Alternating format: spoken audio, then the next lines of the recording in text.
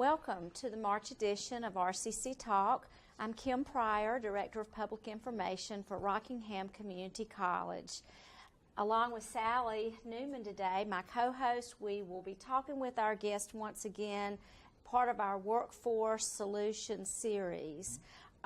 We'll be finding out more about how to find a job, how to update resumes, cover letters, and hopefully we'll be able to touch on social media a bit. So Sally, take it away. Thank you once again, Kim. Today I'm going to let our guests introduce themselves. We have Mark, of course, from Goodwill, and then Sharon, who works with RCC. Mark? Hi, yes, my name's Mark Cridge with the Goodwill Career Center in Reedsville.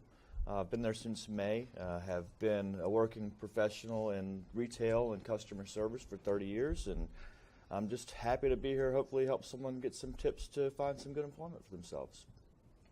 And I'm Sharon Galloway. I work at Rockingham. Here at Rockingham Community College, I am the director for CRC and HRD program, which is Human Resource Development. I definitely focus on trying to coordinate classes and programs that are free for job seekers to help them build their skills when it comes to resume writing, cover letters, or trying to search for a job. Thank you, Sharon. Thank you, Mark. And thank you again, Kim. So once again, our series for this month is Workforce Solutions Series. So Mark and Sharon, what's going on new in your facilities for the month of March? Well, all kinds of new stuff. Internally, we're changing a lot of our systems to actually become a lot more user-friendly. Our registration form has actually changed where when you check in, you have a place where you can say what type of job experience you've had, how long, any services that you may feel that would benefit you, so that we can start to put together programs for our population we serve. And we're actually, putting in the comment boxes also because we want to continue offering things that are actually of value to the people that come through the door. So really kind of opening yourself up there, but that's okay because we don't grow unless we know. So that we're really searching to find more positive ways to affect our community that we serve. So are y'all pretty busy this month? Yeah, we're always busy. I mean, the Reedsville Center is hopping. Sharon and her classes have made. We've had a lot more people in for that, getting better computer skills. We've got the GED classroom. We also have pharmacy technician going on right now. So we house quite a bit of that, but just the traffic flow is incredible. We open up Keystone applications again, so we're taking those on site.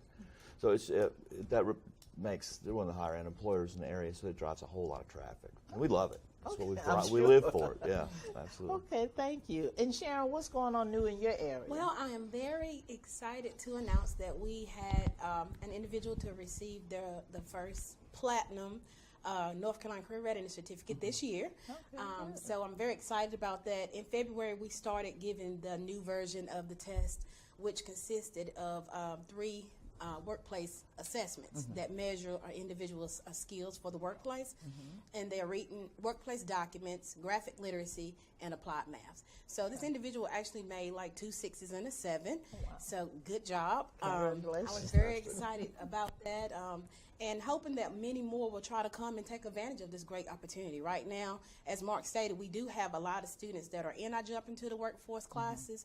That's where individuals prepare for or gain the skills to understand what they need to be successful on the test. So if you are in a class and you're ready to test, just come on our way because you could be the next one. So I'm excited about that. And what's the name of that class again? It's Jump into the Workforce. And that covers the CRC, that Career Readiness certificate? Yes, absolutely. They actually what they can do is prepare to, it's like a prep course for that. But they can also get assistance with their resume or their cover letter or go over some job interviewing skills. If they have a job coming up and they just want to kind of do some mock interviewing, they can do that in that lab as well. And we do have them all throughout the county and here on campus. So. Okay. And how would they register for that class? They could call me, of course, or they could just go to the Goodwill Resource Center. The classes vary at the different locations throughout the county, but it's an open lab. So you just come in at the time of the lab, get your assistance, and you leave when you finish.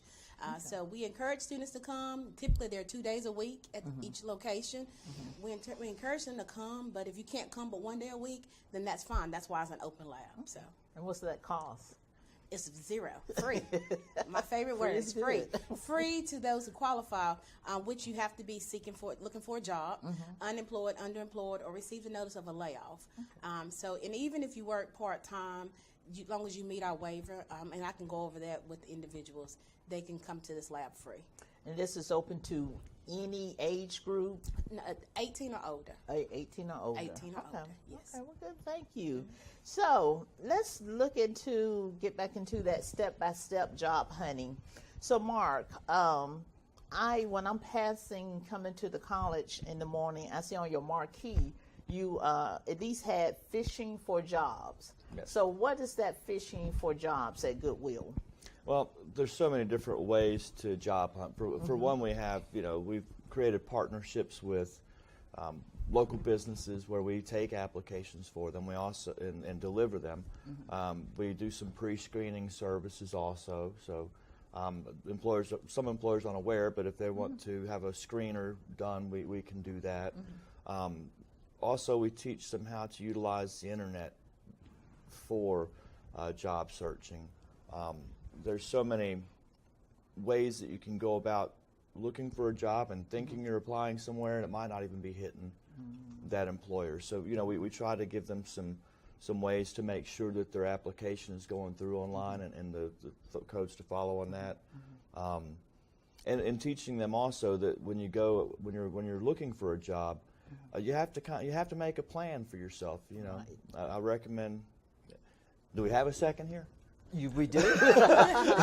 We do. Well, what I recommend is that we get a notebook set up. If you're looking for a job, anywhere you've applied, like if you're going through NC Works for your unemployment benefits, you have to have record of looking for a job anyway. So when you apply online, you want to go directly to the company site. Maybe you source a lead from Indeed or Google Jobs is a great site for sourcing who's hiring. But I recommend that you always try to go directly to the company's website to apply. Select the career section. When you do that, in that notebook that you have, write down the company name, your username and your password that you have to set up, a contact number, and the date that you put in the application so you can keep stuff timeline. Because it's really important when they contact you back, they may send you an email, and if you don't have the username and password set up, you can't get into it. Then you're just frustrated. I see it all the time. If I don't remember my password, even though you tell people write down your passwords, you got little chits of paper there. It's best to have a notebook if you know you're doing and keeping everything in one spot. So it's really about how to source the job leads to begin with. But then there's also much more involved with it as far as someone's attitude, the way they dress, the way they present themselves. I think we're going to get back. We're going to get into that in more depth. So, but yeah, the fishing for jobs is everything kind of A to Z. Okay. Yeah. So, do you feel like that has been a successful program at Goodwill?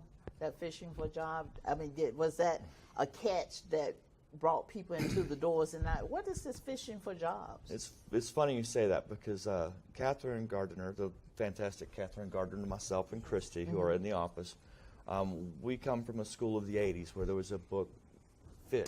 Oh, yes. And it was about the people in a fish market who worked, and they had, high turnover. It was really tough, but then they decided to embrace their work. And it's a hard job. They're working physically 16 hours a day in an environment that smells bad, and you're handling rough stuff. Yeah. But then their turnover went to nothing because they really focused on, throwing those fish and catching them with the newspaper, and they focused on the positive aspects. Right. And kind of made it more fun. So we believe in the fish technique anyway. We believe in that fish philosophy. So that's kind of where it came from, and I only had a certain amount of letters, and I said, let's put something catchy up there.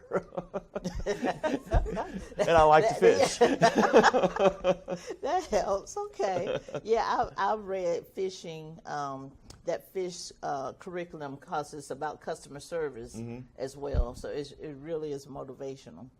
Okay, Ms. Sharon, what about you? Now, do employers here in the county, do anyone contact you about any job openings? And if they do, what's your process? Periodically, I'll get some phone calls from individuals that are looking for maybe office assistant or administration, or if it's a manufacturing company, they're looking for something. Because they know that our coordinate class is free for job seekers, sometimes they contact me. Not all the time, but I typically go for our students, the ones that are currently in our program or have been in our program. Because in that lab, they create their resume, or they can come through there and do their resume, so then I have access to that. And I see what types of skills. And then our instructors do an awesome job with having that relationship with our students, knowing what types of jobs they're looking for. So I kind of put that on the radar if it's an individual looking for something, and if I hear something coming up, I'll give them a call. So it doesn't happen a lot, but I do get some phone calls from individuals. I don't know, we talked about this last month, but you have a class that you do with some of the industry here. Is it The boot camps? the boot camps? Did we talk about that last time? I think we briefly talked about it. We were getting ready to have one. We just recently completed another boot camp. So what do that what's that boot camp That consist of? That is a 12-hour boot camp. Okay.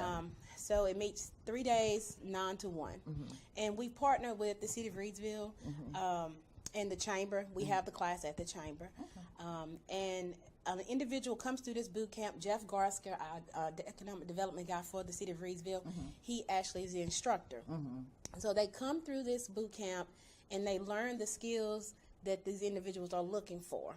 They learn what they need to put on their resume to gear it towards that job. They actually have someone from HR come in, talk about the jobs that they have. Every time somebody calls me about boot camp, I say, have you researched the company? Do you know what types of jobs they're looking for? Because I don't want anybody coming through it just because they want a job. We're looking for a career here, somewhere where you can grow, and have that, just love that you can contribute something to that company. So they come through this 12-hour boot camp, and what the industry is doing is they're guaranteeing that they will have the opportunity to get an interview with them. So it allows them to be before HR, get the skills, understand the jobs as needed, all in one, that 12-hour gap. So the last one was successful. So. So in that this class that you just spoke about, boot camp, Job search boot camp. Job search boot camp. So you go over your resume, the cover letter. So when a person is coming to you, if they don't have a resume, do you all give them a template?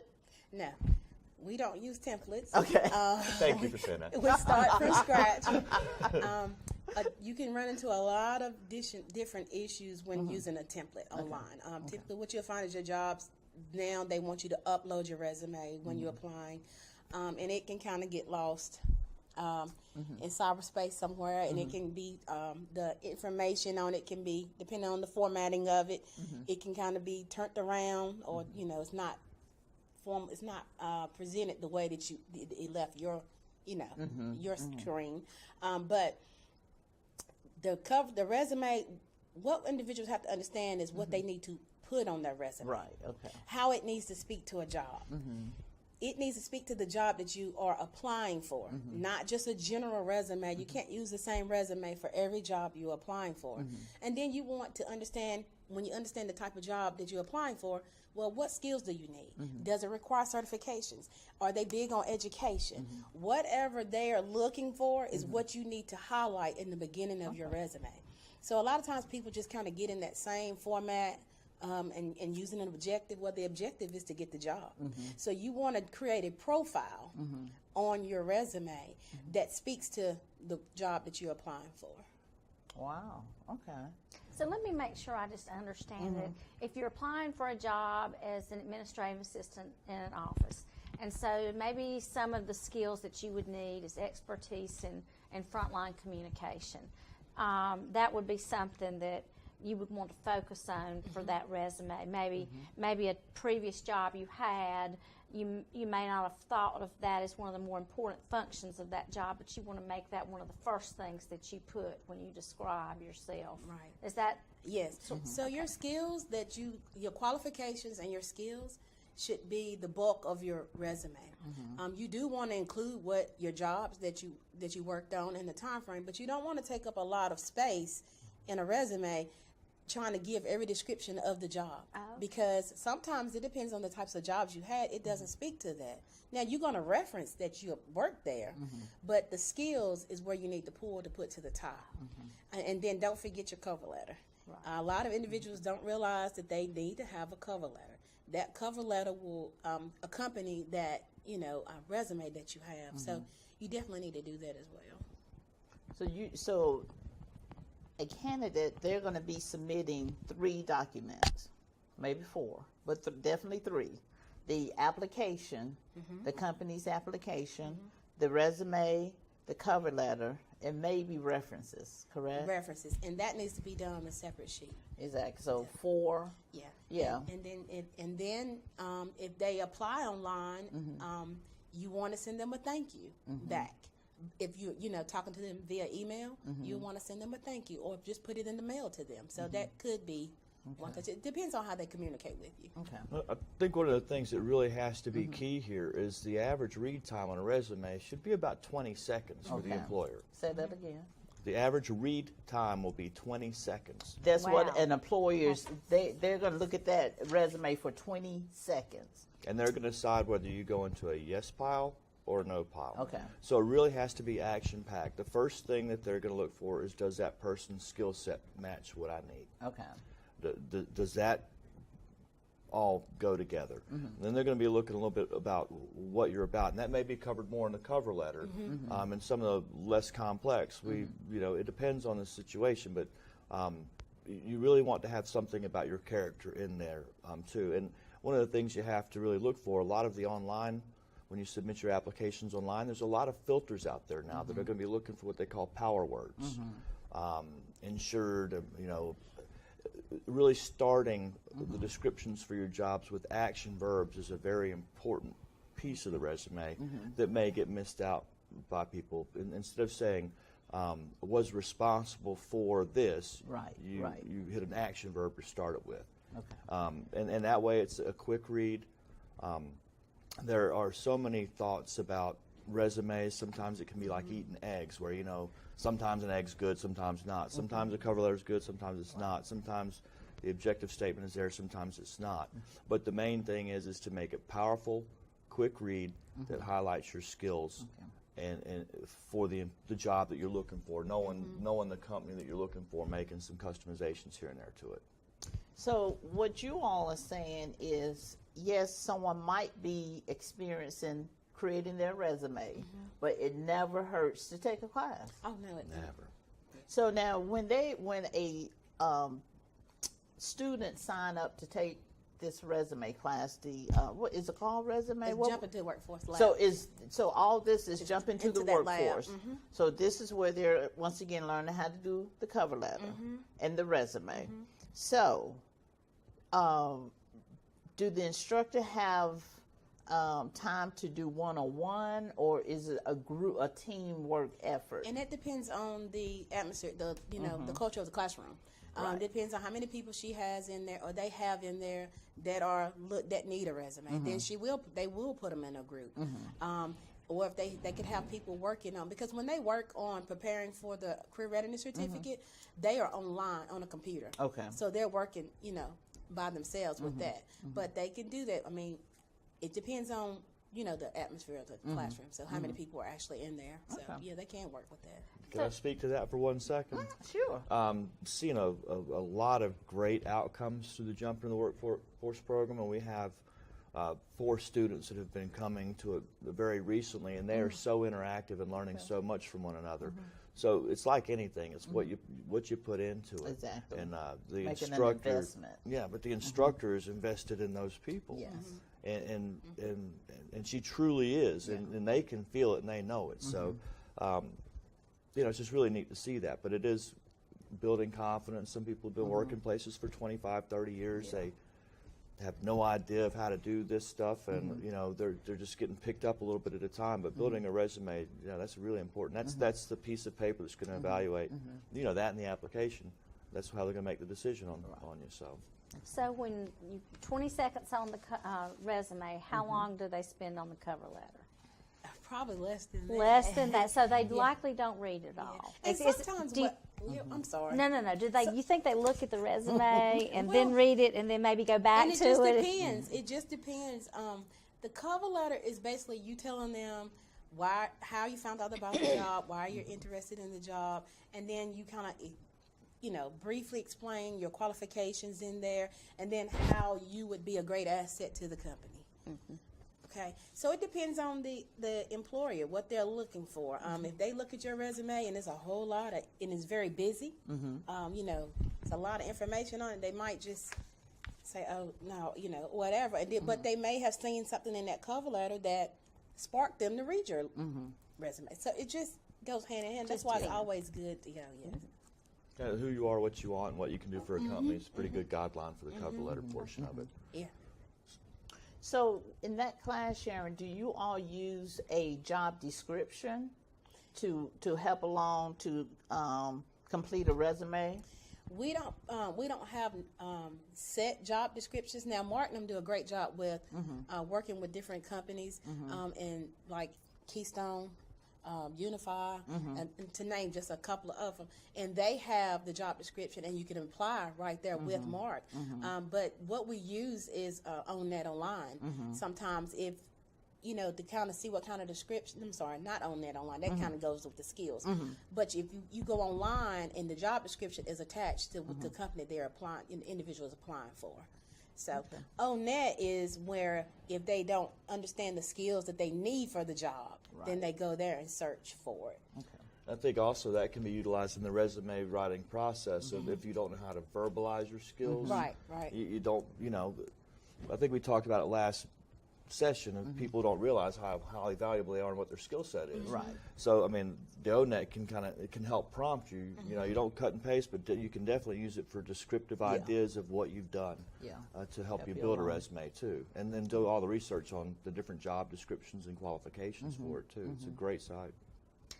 So we've got cover letters and resumes and guidelines and company input, and you've got all that perfected. Do employers look at prospects on social media? Yes. You'd be amazed.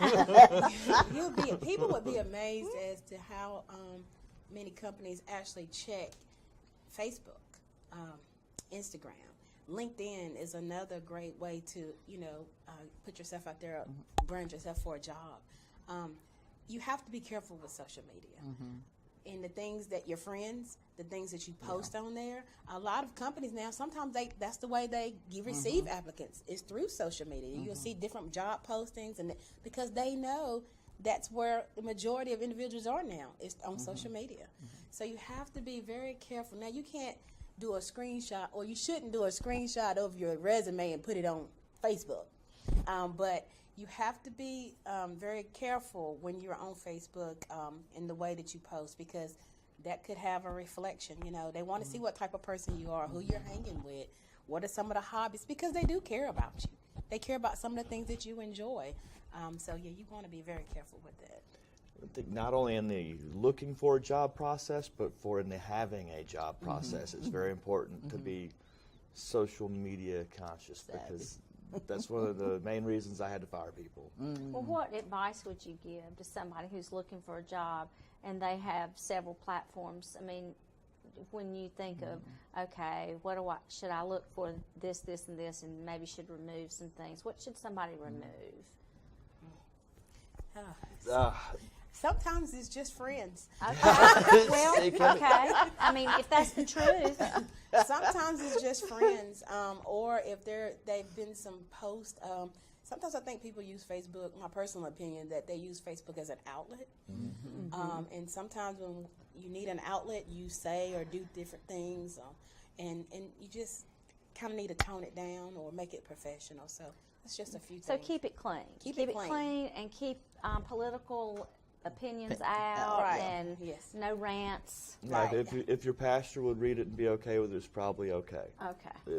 But definitely no, peace signs with cold beer in your hand or anything like that. Try to limit that type of stuff, because they're going to they're going to pass judgment. They're trying to make sure Yeah. that the best person is joining their team. And if you've got a bunch of inappropriate stuff out there, it will definitely reflect negatively for you. One of the news segments that I watch in the morning, they were talking about social media, and I think there's some software now that employers can use to search your social media. And one couple, it was just, they actually had just gotten married, but the software flagged that picture. And the guy was like, well, we just got married. Why did it flag it? Well, because a friend had made a comment and used some inappropriate word. So that's why that was flagged. And that's what you mean about Yeah. watching what comments your friends are making. Yes. And, right. Yes. It goes deeply. It does. It does. So what's some last thoughts before we finish up today? Because our next segment, we're going to be looking at doing some, how you all do the mock interviews, things of that nature. So what's some advice that you would give potential students as far as coming to your classes and working on their resume? Is a resume, is that easy to do? No, it's not. It's very. It doesn't take a lot of time, but you want to put time into it, Right. because you want it to display the skills that you have, and show what you have to offer. Okay. So you don't have to spend hours on it, but it's always good to keep a log, like a pre-filled sheet of your skills or your jobs, the different dates and things. So that stuff can kind of come quickly to you. But it's just a matter of sitting down, understanding how you need to format it as well. So we're here at RCC. If you need to come to our classes, again, they're free for anybody that's unemployed, looking for a job. Okay. And Kim, what do you have to end us with? Well, there's lots of things coming up at the college. We are in the middle of baseball season. You know, we've had some weather delays and changes, but we do have games set for this Thursday and Friday, and we're hopeful the weather's going to cooperate. RCC will be at home at 2 p.m. on Thursday and at noon on Friday. Summer and fall registration is wide open. If you know a university student, or if you are a university student and are coming home for the summer, you can take a general education class with us in class or online and have it transferred to your university. This fall, we are going to be offering some daytime programs in air conditioning, heating and refrigeration, electrical systems, and in industrial systems. Those are programs that are typically run at nighttime, but this fall we are going to be offering a set of classes in the daytime. The continuing education course schedule for summer, we're just starting to work on that. So in April, you will see that in your mailboxes. And on April 26th, the Career Expo will take place on our campus from 9 to 1 in the gym.